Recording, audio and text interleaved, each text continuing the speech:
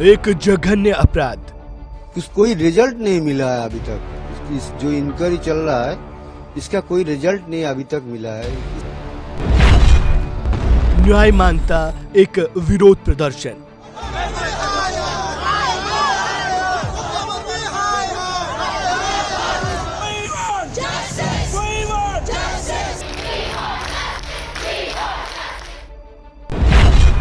शासन प्रशासन का चौंकाने वाला रवैया।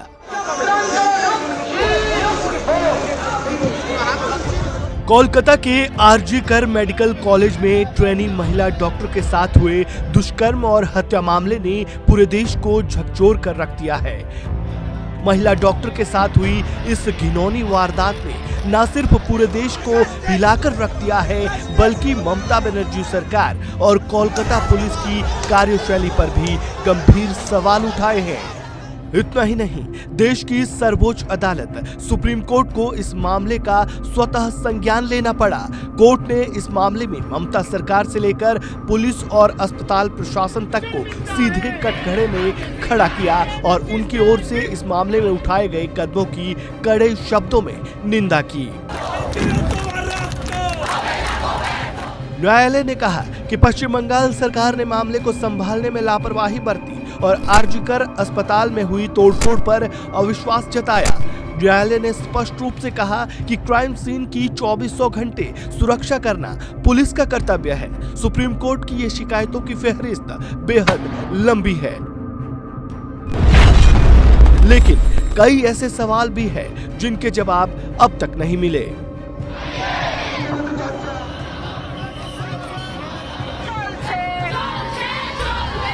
एक मामला जो एक युवा डॉक्टर के संदिग्ध परिस्थितियों में मृत पाए जाने से शुरू हुआ, जिसे उसकी सुरक्षा के लिए जिम्मेदार लोगों द्वारा तुरंत आत्महत्या करार दिया गया।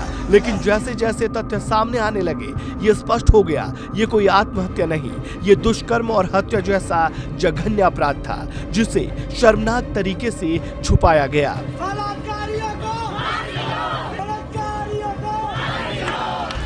शुरुआत से ही इसके संकेत मिल रहे थे।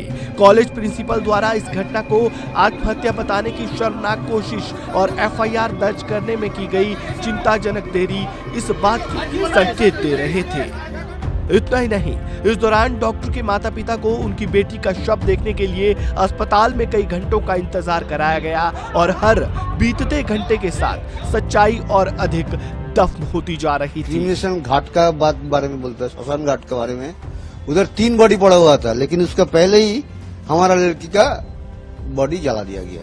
हम लोग तो क्या बोले, हम लोग तो पूरा चूर चूर हो गया।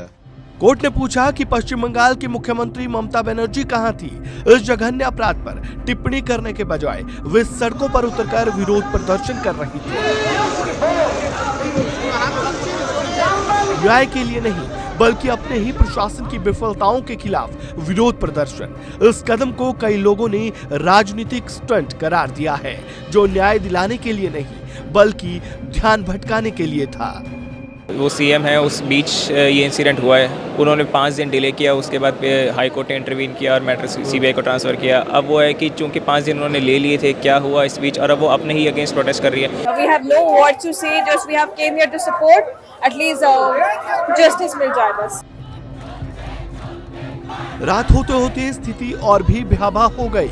डॉक्टरों के शांतिपूर्ण विरोध प्रदर्शनों को एक भीड़ ने बिगाड़ने की कोशिश की, जो कथित तौर पर सत्ताधारी पार्टी टीएमसी से जुड़े गुंडे थे। परिणाम ये हुआ कि एक अराजक भीड़ के द्वारा फैलाए गए उत्पात के कारण महत्वपूर्ण साक्ष्यों को आसानी से नष्ट कर दिया गया और पुलिस बल, जिसने क्राइम सीन को सुरक्षित करने के लिए लगभग ना के बराबर प्रयास किया।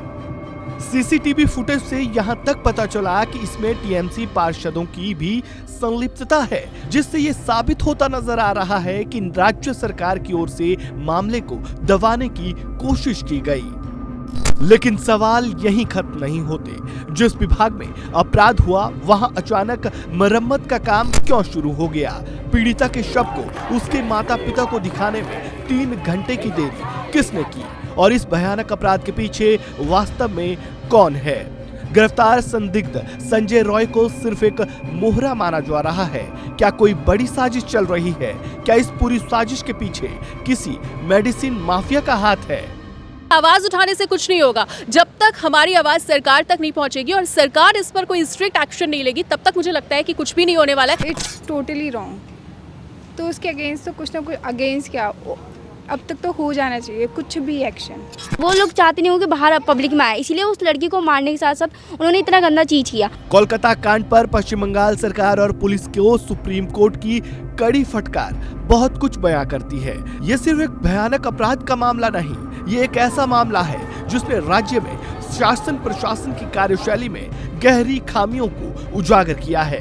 ये ममता बनर्जी के नेतृत्व के लिए एक लिटमस टेस्ट है और कई लोगों का मानना है कि वे इसमें पहले ही फेल हो चुकी है। इस खबर में फिलहाल इतना ही। खबरों से जुड़े ताजा अपडेट के लिए बने रहें वन इंडिया हिंदी के साथ। धन्यवाद।